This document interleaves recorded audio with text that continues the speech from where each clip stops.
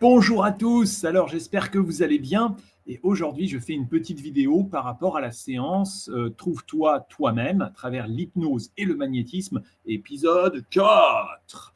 Voilà, c'est pour vous expliquer un peu parce que les questions que vous vous posez, évidemment, c'est quelles sont les conséquences, quels sont les résultats, à quoi ça sert tout ça, hein. Et puis pour moi, je fais la vidéo pour moi aussi, pour vous, j'aime bien partager. Peut-être que parfois, je me dis: je suis trop bavard, hein, j'ai envie de partager, mais en même temps, je le fais pour moi parce que je pense que je veux transmettre. Je veux transmettre. Je veux le changement. Le changement, je le veux pour tout le monde.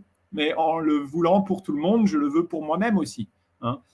Ou je le veux pour moi et donc pour vous, pour tout le monde. Voilà. La première chose, c'est pourquoi moi je fais ces séances avec André, hein. Est-ce que j'ai des gros problèmes? Est-ce que j'ai non, non, je suis bien dans ma vie, je suis heureux. J'ai pas de comme tout le monde, j'ai parfois des attentes, parfois des manquements, des vides, par contre, ce que je peux dire, c'est que je suis quelqu'un, j'aime bien réfléchir, sur le pourquoi, le comment, hein. J'essaye de me positionner dans la vérité.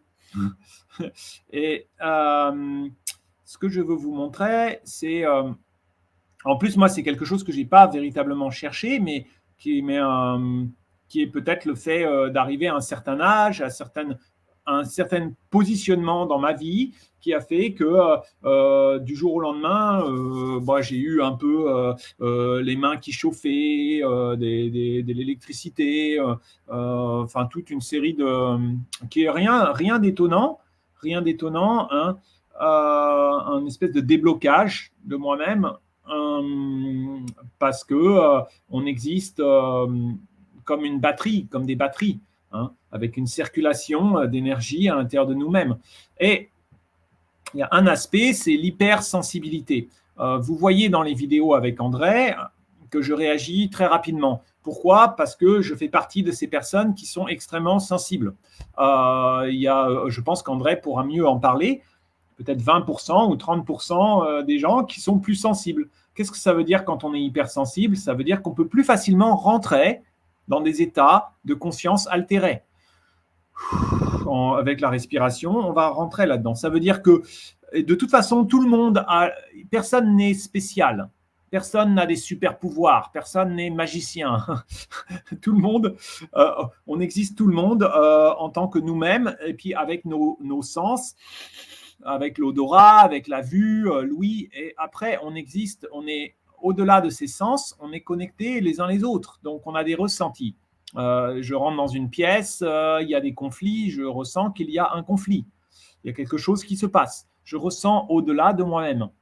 Et ça, c'est du non-verbal. Le non-verbal, il détermine, c'est la partie la plus importante à mes yeux, même si on est dans le monde matière, et le monde matière, forcément, c'est le verbal, c'est le physique, hein. Mais le non-verbal, il est sous-jacent du monde de la matière. C'est le monde réel, le monde de la 3 dimensions, le monde où on existe ici. C'est le monde où on veut toucher, où on veut posséder, où on travaille. C'est un monde qui est défini et qui s'oriente.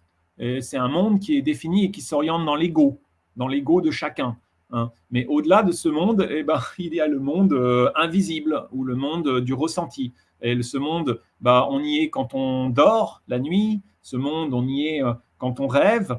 Ce monde, les enfants y sont beaucoup, plus que les adultes. Et puis, quand on est hypersensible, peut-être qu'on est resté plus enfant, je ne sais pas pourquoi. Et donc, en tout cas, moi, ça, je pense que c'est plutôt une chance, hein, j'aime bien, je suis content tel que je suis. Voilà. Et pourquoi donc les séances? J'espère à l'avenir pouvoir utiliser certains. Alors, André, il dit il y a des CD. Les CD, je crois, les CD, il dit c'est comme peut-être des dons ou des cadeaux. Mais j'espère pouvoir utiliser parce que je pense que c'est utile. Alors, je vais vous parler un tout petit peu et après, je vais revenir sur la séance. Je vais vous parler un tout petit peu de la vision à distance. D'abord, je vous partage l'écran. La vision à distance, pour ceux qui ne connaissent pas, hein, je suis sûr que vous connaissez déjà parce que vous connaissez bien. Donc, c'est la possibilité, en fermant les yeux, en se rattachant à son intuition, d'imaginer. Alors, on a une cible, on a oh, où est cette personne, où se trouve ma maman en ce moment, où se trouve mon fils, ou qui sera à côté de moi dans le train demain, quand je vais prendre le train, et on peut imaginer. Et puis là, on peut avoir des informations dans le champ dans la ligne de temps, dans le champ des possibles, on va avoir des informations et très souvent, bah, ces informations sont réelles. C'est simplement c'est bien réel. Donc, je vais vous montrer un peu et c'est vrai que peut-être que la prochaine séance, André va m'aider un peu. Je partage l'écran. Je partage tout l'écran. Voilà, on y va. Tout l'écran et partager l'audio. Je partage aussi l'audio. Bref, voilà, c'est partagé. Ici, je prends ça. Et hop. Et voilà, je vous montre quelques photos. Comme ça, vous voyez un peu la vision à distance. Ici. Voilà. Donc là, par exemple, c'est en ligne. Hein. Donc ça, c'est la cible. La cible, c'était ça. Voilà, je l'ai fait, je crois que j'ai dû le faire hier. Vous voyez, c'est un engin pour... Et ça, c'est mon petit croquis. Alors, quand vous regardez le croquis, ça ne ressemble pas à grand-chose, sauf qu'avant de faire le croquis, bah, j'ai des émotions qui viennent. Donc, qu'est-ce que c'était? Concrètement, ici, j'ai vu des montagnes. Vous voyez, il y a des pics. On voit les montagnes ici à l'arrière-plan. Devant ces deux structures qui sont deux bras ici, j'avais le sentiment que ça creuse et que ça va en profondeur. Vous avez un bras ici et un autre bras ici, et qu'il y avait un mouvement rotatif, comme ça. Donc, ça tourne comme ça, comme pour creuser. Ça, je ne l'ai pas dessiné non plus, mais j'avais l'impression qu'il y avait une boîte avec des gens à l'intérieur. Hein. Autour, vous voyez, j'ai mis une espèce de fumée parce que je voyais beaucoup de pollution, comme des cheminées d'usine. Voilà. Bon, après, j'ai aussi la matière, la texture, que c'était métallique, que c'était très solide, et une espèce de route comme ça qui allait tout droit. Donc, ça correspond évidemment, je peux pas, ça correspond à cette photo. Voilà. Donc, ça, c'est un exemple. Là, j'en ai un autre. Ça, c'était plus difficile pour moi, mais j'avais pareil. Hein, là, on voit le dessin qui ressemble pas à grand-chose. C'est dans l'autre sens d'ailleurs, je crois que j'avais dessiné. Bon, il faudrait que je le tourne. Mais c'est juste pour vous montrer, pour illustrer. Donc, à quoi servent les séances d'André? Bah, ça m'aide, même si ça, bah, tout le monde peut le faire, il n'y a pas besoin de. Voilà, mais ça aide aussi à être plus dans cet état de relâchement et changer d'un état à l'autre. Hein. Après, c'est de la pratique, hein, mais les séances d'André, bah, moi, je pense m'aide beaucoup. Là, j'avais ressenti le lit d'une rivière qui tournait, et vue de haut, c'était la vue de haut, je voyais ça, le milieu, le centre, qui est donc ça, hein, qui est cette partie centrale, et puis les lignes aussi, j'avais ressenti. Puis j'ai noté sur une autre feuille dont j'ai pas pris la photo, les couleurs, le marron, le bleu, le ciel bleu en haut, tout ça. Dessin. Ah, ça, c'est intéressant, je vais vous en parler après. Voilà, donc c'est un dessin, par exemple, qu'a fait mon fils à partir de... C'était pas la photo, hein, c'était caché, pareil. Donc, pourquoi bah, évidemment, il n'a pas les lettres. Je lui dis, bah, vas-y, essaie de trouver ce lieu. Et à ma grande surprise, bah, il a trouvé. Pourquoi? Parce que les enfants, eux, je pense, sont très connectés. Donc, il est capable directement de se connecter. Mais nous, en tant qu'adultes, on a beaucoup de blocages. Et les blocages, ils font que bah, on a oublié tout ça parce qu'on n'est plus dans la verticalité. Et la verticalité aussi, ça me permet, moi, de me trouver moi-même. C'est pour ça, qui je suis, moi? Qu'est-ce que je veux dans ma vie? Qu'est-ce que je veux dans ma vie? Finalement, qu'est-ce que je veux réellement? Qu'est-ce que je veux vraiment? Hein. Si je pense pas trop, je me dis, bah, qu'est-ce que je veux? Je veux une grande voiture, je veux des beaux habits, je veux la Légion d'honneur, je veux que les gens m'applaudissent. Bravo! Je veux que les gens, je suis face à eux. Moi, monsieur, je suis tellement fort, je suis intelligent, je suis riche, je suis ci, je suis ça. Je veux l'estime de moi. Je veux l'estime de moi. Et ça, en vous en parlant, dans les séances d'André, je me suis rendu compte pourquoi j'ai cette nécessité de vouloir avoir l'estime de moi. Parce que je pense que j'ai reçu un certain formatage et tout le monde a ce formatage. Certains, ils vont l'avoir au travers de l'école, certains, ils vont l'avoir au travers de l'armée, ou ils vont l'avoir au travers de l'éducation, des parents, des attentes des parents. C'est la survie, c'est le combat. Et donc, est-ce que je veux vraiment ça? Hein? Est-ce que je veux, mais je vis ici, je suis dans un monde, est-ce que je veux ne rien manger, souffrir? Peut-être en fait, peut-être. Est-ce que je veux ne pas avoir d'amour, ne pas avoir de famille? Je ne sais pas, c'est très compliqué. Donc j'essaie de trouver cette balance. Et cette balance, je ne peux pas avoir la réponse. La réponse, je ne l'aurai que dans la verticalité. hein. Ce n'est pas en raisonnant, comme je le fais avec vous maintenant, que je peux trouver cette balance, hein. Mais le fait de raisonner, par contre, c'est l'aspect verbal qui va me mener vers le non-verbal. Là, c'était pour vous donner un exemple. Il y avait un monsieur qui a disparu et on m'a demandé, est-ce que tu peux regarder? Et donc, voilà, j'avais cet immeuble avec les arbres autour, des routes, deux routes. J'avais la vision de deux routes, gris, texture. J'ai fait, voilà. Et il a été retrouvé, ce monsieur, heureusement, il a été retrouvé dans l'immeuble que je vous ai montré avant. J'arrive plus à bouger. Ouais, il a été retrouvé dans l'immeuble d'avant. Bon, voilà, c'est ça que je peux vous dire. Bon, ça, je vais vous en parler après, j'ai dit. Voilà, bah là, c'en est un autre. Là, c'est un logiciel, je vous déconseille d'utiliser pour d'autres raisons, j'en parle pas. Donc, la cible était ici. Et bah là, vous voyez, c'est ce que j'avais pu voir. Je voyais que ça c'était strié, c'était la couleur rouge, solide, grise, que ça tourne. Et c'était la robinetterie. Ouais, c'était cette robinetterie. Là, c'est intéressant. C'était un casque de réalité virtuelle. Et en fait, j'ai eu tout de suite cette vision de deux carrés avec ça qui représente les yeux. Puis j'avais les courants électriques, les mouvements électriques, et je les barrais et je dis non, non, non, c'est pas bon, c'est très négatif, j'aime pas du tout, très négatif, pas bon pour pas bon. Et ça, c'était mon propre ressenti hein, par rapport à mes propres croyances, sans doute. Et ça correspondait donc au casque de réalité virtuelle. Là, vous voyez, j'avais vu ça, c'est le pont avec ça, et puis les montagnes, et puis ça correspond à ça. Voilà. Donc, c'est pour illustrer un peu. Après, autre chose, quand je vous parlais d'hypersensibilité, il y a des endroits, mais ça, où il y a plus d'énergie, on ressent plus l'énergie. Qu'est-ce que c'est l'énergie? Bah, c'est l'énergie qui est autour de nous, hein, je pense qu'il existe. Il y a des courants d'électricité, des courants vibratoires qui sont partout.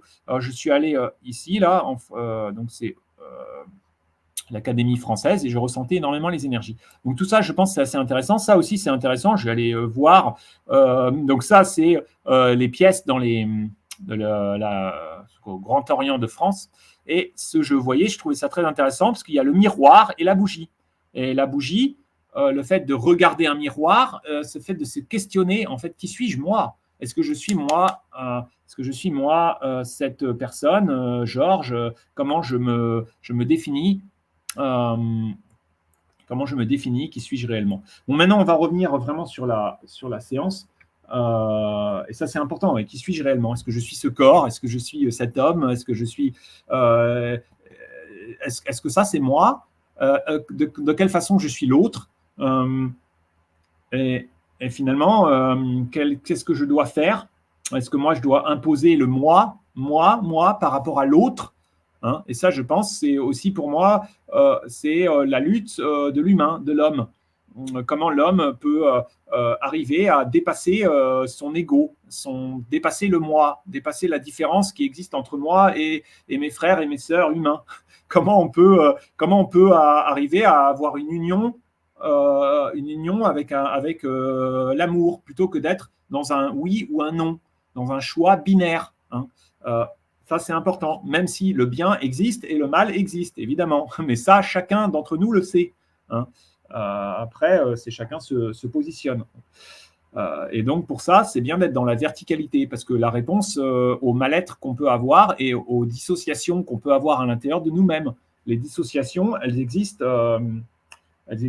par les traumatismes, même des traumatismes dont on n'a pas conscience et qui font qu'on ne vit pas, on n'est pas vrai avec nous-mêmes, on se ment à nous-mêmes. Moi, je ne veux pas me mentir.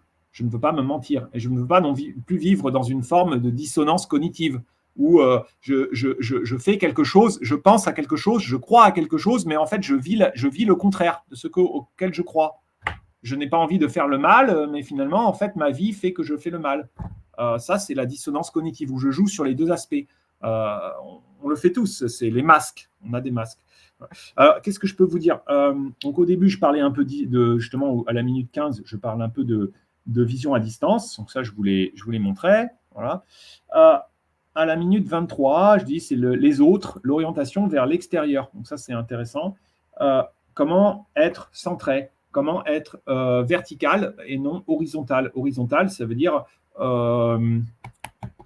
trouver des réponses dans mes réflexions mentales, horizontalement. Donc après, bon, tout ça, c'est très intéressant. C'était des discussions très intéressantes. Allez-y, écoutez, André a énormément de connaissances. Je suis très heureux de pouvoir parler avec lui. Et parfois, je ne comprends pas bien d'ailleurs ce qu'il explique. Parfois, je dois réécouter. Et parfois, même, il me le répète. C'est ça. Et ça, c'est bien parce que même si de toute façon, c'est du mental. Chacun a son propre miroir. Chacun a son propre vision de sa réalité. Ça, c'est vrai. Chacun a son propre positionnement par rapport à son passé, par rapport à son enfance, par rapport à ses croyances. Et il est lui-même son propre être. Donc, les étiquettes qu'on met sur les autres. Disons les autres, qu'est-ce qu'ils veulent mettre des étiquettes On met les étiquettes, oui, on met les étiquettes. Toi, tu es comme ça, lui, il est comme ça. Et quand on voit quelqu'un, on définit, on met une étiquette. Et comment je dépasse les étiquettes? Je n'ai pas besoin de me soucier de l'autre. Mais tu me diras, oui, mais malgré tout, la réalité, c'est la réalité. Oui, mais qu'est-ce que c'est la réalité? Où est-ce qu'elle s'arrête, la réalité? La réalité passe aussi par la croyance. Voilà. Alors quand par exemple, aussi, j'expliquais, moi, parfois, j'aime beaucoup les femmes, et donc, qu'est-ce que je dis? J'essaye aussi de trouver de rationaliser, et donc pour rationaliser, je dis, moi, et moi-même, parfois, ça va être l'estime de moi et le positionnement, et je vais trouver une réponse dans le mental. Je dis, je suis une boîte à caca, ou ces femmes très belles, ok, ça va, mais finalement, boîte à caca. Et en fait, André, il m'a dit quelque chose, c'est pas bien de faire ça, parce que tu te mets dans une réponse mentale à peut-être pas un problème, mais à une vision mentale. Tu essaies de trouver une réponse mentale, alors que non. C'est ça. Et la moindre chose, peut-être une frustration, va te provoquer un blocage, même un petit blocage, mais qui peut être un grain de sable qui après va se répercuter en toi. Et ça t'empêche d'être dans la verticalité. C'est ça. Donc voilà. J'ai beaucoup aimé l'explication d'André par rapport aux trois athanors, les trois athanors ou les trois visages, qu'il explique à la minute je crois que c'est 50-39. Non. Ah non, voilà. Le vitiligo d'abord. On a parlé du vitiligo. Et effectivement, le vitiligo, moi, ce que je veux dire, c'est qu'il y a une mémoire de l'ADN. Et on m'avait dit, tu sais, une fois que tu auras le vitiligo, il peut toujours revenir. Parce qu'effectivement, c'est peut-être inscrit dans ta croyance ou inscrit dans ton ADN. Parce que ça s'est débloqué en toi. Mais en même temps, tu peux le percevoir aussi de façon positive. Les choses qui ne t'ont pas tué, ce qui ne te tue pas, te rend plus fort. Maintenant, ça s'est inscrit au fond de toi-même. Et je veux dire, c'est même pas au fond de toi-même, ça c'est au fond de moi-même, mais même ça peut être quelque chose d'autre que quelqu'un d'autre a réalisé. Et bien là, c'est inscrit en lui. Donc c'est inscrit pour tout le monde, pour tous les humains. Donc ça, c'est ça qui est fabuleux. C'est pour ça qu'il y a beaucoup d'espoir. J'ai beaucoup d'espoir en l'homme. C'est-à-dire qu'on a un positionnement qui va vers le haut. On est tiré vers Dieu. On est tiré vers une élévation. Grâce à Dieu, tous ensemble, dans l'amour, dans l'amour, tous ensemble. Et je sais, ça fait un peu New Age, ce que je veux dire, ça fait un peu hippie. Mais en fait, les mouvements hippies, tout ça, c'est décrédibilisé parce que je pense que tout ça, c'est des connaissances importantes et il y a des personnes qui peut-être qui tirent un peu les ficelles et ils veulent pas que toutes ces connaissances que André il peut vous transmettre, que ces connaissances soient trop démocratisées. Il préfère, je sais pas, des explications simplistes qui permettent un contrôle aussi des personnes. Puis après, se remettre en question, parfois c'est difficile. Et ne pas se mentir à soi-même et puis sortir, c'est très difficile, même pour moi aussi. Je ne critique pas, là, je parle simplement de moi-même. On parle des trois athanors à la minute 53. Ça, je ne connaissais pas bien, mais c'est vrai que c'est les trois corps, la tête, et puis il rappellera les organes sexuels et le caca, voilà, et les fesses, et puis l'intestin, les trois athanors qui sont l'alignement. Et ça, c'est au niveau du corps physique. Puis ça aligne au-delà. Après, on commence la séance. Tout ce qui est l'eau. Alors là, l'eau, j'ai beaucoup aimé. Parce que vraiment, au début, en fait, pour vous, je vais être très honnête avec vous. Au début, je me dis, mais en fait, je ne sens pas de différence. Mais après, quand j'ai vraiment goûté avec le verre témoin, c'est le jour et la nuit. Le jour et la nuit. Donc ça, c'est vraiment incroyable. Et en fait, c'est dommage d'ailleurs, parce que peut-être je demanderai à André de me refaire, parce que je n'ai pas utilisé les deux verres. Au début, j'avais le verre témoin, l'autre verre, il faut vraiment comparer le goût. Parce que ça reste de l'eau. Comparer le goût, là, ouais, c'est incroyable. Incroyable. Donc ça... c'est fou, c'est vraiment, il y a une action sur la mémoire de l'eau, une action sur la matière. Voilà. À 1 minute 24, je parlais un peu du vitiligo, ce qui est important. Hein, c'est vrai que le vitiligo, en fait, finalement, pour moi, ce qui m'a provoqué mon vitiligo, c'est l'estime de moi, l'estime de soi, l'estime de soi. Parce que la notion de réussite sociale est le fait d'être dans l'échec. Un échec qui est perçu comme un échec. Toi, tu es un raté. Pourquoi tu es un raté? Parce que tu ne corresponds pas à la réussite sociale telle que perçue par la société, perçue par les parents, c'est-à-dire la réussite financière, la réussite égotique en fait. Et est-ce que je dois, comment réagir par rapport à ça? Est-ce que je dois, moi, critiquer le système de réussite sociale et voir de façon négative les personnes qui réussissent financièrement, qui ne sont pas des ratés, entre guillemets? Non, je ne m'oppose pas à eux. C'est bien pour eux, tant mieux pour eux. Enfin, j'aime pas l'expression tant mieux pour eux, mais bon, c'est bien, je suis heureux pour eux. Voilà. Est-ce que, par contre, ça change quelque chose? Bah, ça change l'aspect financier, ça change beaucoup, ça change dans la vie, ça change les possibilités, les capacités, ça change plein de choses. Mais en fait, est-ce que, peu importe, parfois là je me positionne dans l'autre, donc je me dis est-ce que lui il est plus heureux, hein, bon, peut-être c'est juste différent, c'est un positionnement différent. Et ce positionnement, c'est finalement chacun a son propre positionnement, son propre évolution, qui mène de toute façon de la naissance à la mort. C'est ça, en passant par des hauts, des bas, des hauts, des bas. Mais voilà, bah, pour moi, en tout cas, c'est l'estime de moi, c'est un blocage qu'il est nécessaire pour moi de dépasser. Ce blocage, je pense, il se transmet. Je parlais de l'argent, la notion de l'argent. C'est pas, c'est transmet, et je pense qu'après, il se répercute d'une génération sur l'autre. Mais c'est pas, et aussi, c'est pas, c'est aussi le fait d'être dans une société spécifique. Hein, une société spécifique. On est dans une société spécifique. Là, j'ai beaucoup bien aimé aussi André qui explique, je crois. Ah oui, à la minute 1,35, vous voyez, j'ai un relâchement total. Et là, je peux vous dire, hein, évidemment que je reste en contrôle. Il ne faut pas vous imaginer, oh là là, c'est dangereux, André, il contrôle Georges. Non, pas du tout. Moi, je travaille avec André, c'est-à-dire qu'à n'importe quel moment, je peux et sortir de cet état de subconscient, et voilà, à n'importe quel moment, je peux le faire. Sauf que je veux rentrer plus profondément pour justement débloquer. Et à un moment, bah oui, comme je le fais, bah, là, je me retiens pour ne pas tomber, parce que je sais que sinon, attention, je ne peux pas me laisser tomber, sinon je vais me faire mal à la tête. Donc, et vous voyez, à un moment, mes bras, ils tombent le long de mon corps, j'ai vraiment envie de tomber par devant. C'est un état très profond et qui est agréable. C'est un état très agréable, je me sens bien. Et j'ai beaucoup aimé l'explication d'André qui explique qu'en fait, il y a plusieurs phases. Là, vous voyez, dans la vidéo, il y a plusieurs phases. Il y a une phase de discussion, c'est ce que je fais ici un peu avec vous. Et dans cette phase de discussion, j'ai une introspection par rapport à moi-même. Après la phase de discussion, bon, là, il y a l'eau, je ne sais pas exactement pourquoi, mais je ne suis pas sûr. Et puis après, il y a une phase de relâchement, une phase de connexion non verbale, de somnambulique. Il a dit somnambule. Et cette phase, elle permet de se remettre, de se déconnecter en intégrant la discussion du mental. Et puis finalement, il y a la dernière phase qui est la phase de la lumière qui permet de renforcer grâce au phosphène, qui est la connexion, à mon avis, neuronale, et qui est la connexion, bah, je pense, dans le système parasympathique, et donc dans la Kundalini, qui est la connexion à travers la colonne vertébrale, voilà, de tout ça. Donc voilà, donc ça c'est passionnant, c'est beaucoup aimé. Enfin, c'est ça que je veux vous dire aujourd'hui, mes amis. Et voilà, bon, je vous montrerai d'autres choses la prochaine fois.